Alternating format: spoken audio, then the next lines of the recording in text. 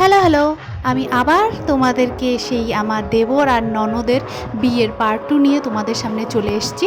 তো আগের পার্টে তোমরা দেখলে যে আমি কিভাবে সব কিছু শুরু থেকে দেখালাম, আর হলুদ খেলার পর্ব ছিল, গায়ে হলুদের পর্ব ছিল, আর সেটা হয়ে যাওয়ার পরে এখন আমি বাড়িতে এসে আবার স্নান টান করেছি।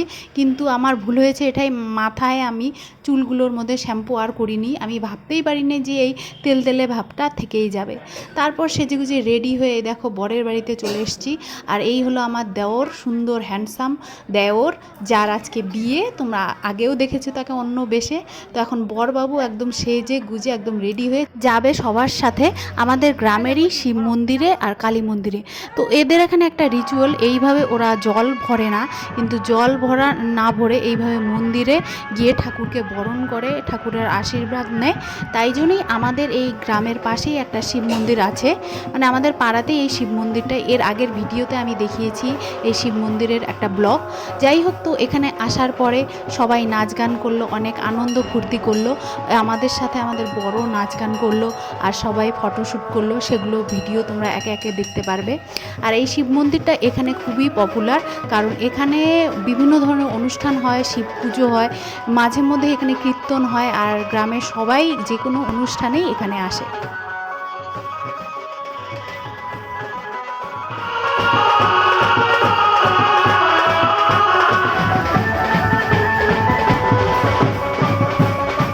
তো সবার নাচ গান কমপ্লিট হওয়ার পর আমরা চলে যাচ্ছি এখন এই গ্রামের সামনেই পাশে আরেকটা মন্দির, সেটা হলো কালী মন্দির। সেখানে গিয়েও একটু পুজো অর্চনা হবে, নাচ গান হবে। তো এইভাবেই আমাদের সবার সাথে একসাথে আনন্দ ফুর্তি করে জল ভরা কমপ্লিট হয়ে গেল। যদিও এটা জল ভরা না, তো আমরা বাড়ি আসার সাথেই দেখতে পেলাম যে আমার যে ননদের বিয়ে হবে তার শ্বশুরবাড়ির সব লোকজন চলে এসছে আর ওকে আশীর্বাদ করছে। তো এক একজনের আশীর্বাদ পর্ব এক এক রকম। তো ওদের রিচুয়াল অনুযায়ী ওরা এখন দেখো আশীর্বাদ করবে মেয়েকে।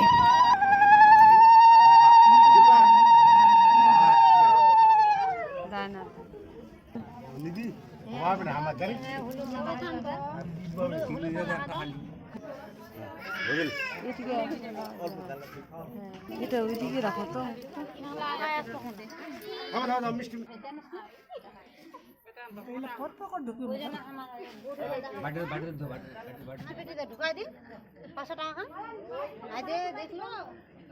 তো আমার ননদের শ্বশুর বাড়ি থেকে এই দেখো ওকে বিভিন্ন শাড়ি দিয়েছে, আর এই যে সোনার পলাগুলো দিয়েছে, যেগুলো ওর একটু বড়ই হচ্ছে, পরে যখন মোটা হবে তখন একদম ঠিক হয়ে যাবে পলাগুলো।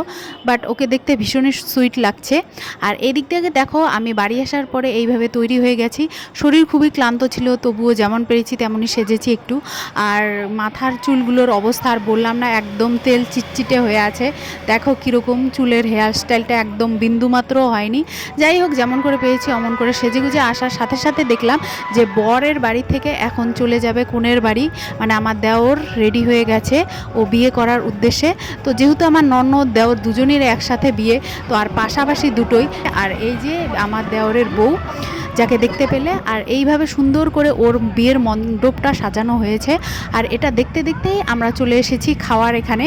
আর খেতে খেতে কি বলবো, আর খেয়েই যাচ্ছি। দেখো কিভাবে আমি খাচ্ছি আর গল্প করছি। আর কিছু ভিডিও ছিল যেগুলো আমার ননাসের বর তুলেছিল, কিন্তু জানি না কেন সেগুলো গ্যালারির থেকে মিসিং হয়ে গেছে। সেগুলো থাকলে ভিডিওটা আরও খুব সুন্দর হতো। তো আমি এডিটিং করার সময় দেখলাম সেই সব ভিডিও একদম মিসিং। তো দেখো কি কি খেতে দিয়েছে এখানে, ডাল ভাত আর সবজি স্যালাড এসবই দিয়েছে।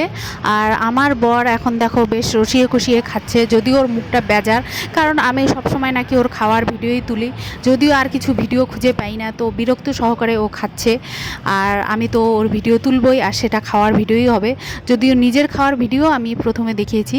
তারপরে যে এক টুকরো করে মাছ দিয়ে গেল, এটা খাওয়ার সাথে সাথে চলে এলো আবারও সবজি ডাল এইসব। আর এভাবে ধীরে ধীরে খেতে খেতে আমাদের খাওয়ার পর্ব প্রায় শেষ হতে গেল। আর শেষ পাতে ছিল অবশ্যই চাটনি আর মিষ্টি। আর এভাবে খেতে খেতেই আমরা গিয়ে দেখি যে বরকনে বিয়েতে অলরেডি বসে গেছে আর বিয়ে শুরুও হয়ে গেছে। এরপর আর কিছু আমরা ভিডিও করিনি, কারণ আমাদের আবার ফিরতে হবে। তো আজকের মতো এই পার্টটা এই অবধি থাক, নেক্সট পার্ট আবার আসবে খুব শীঘ্রই। তাই জন্য আজকের মতো এখানেই শেষ।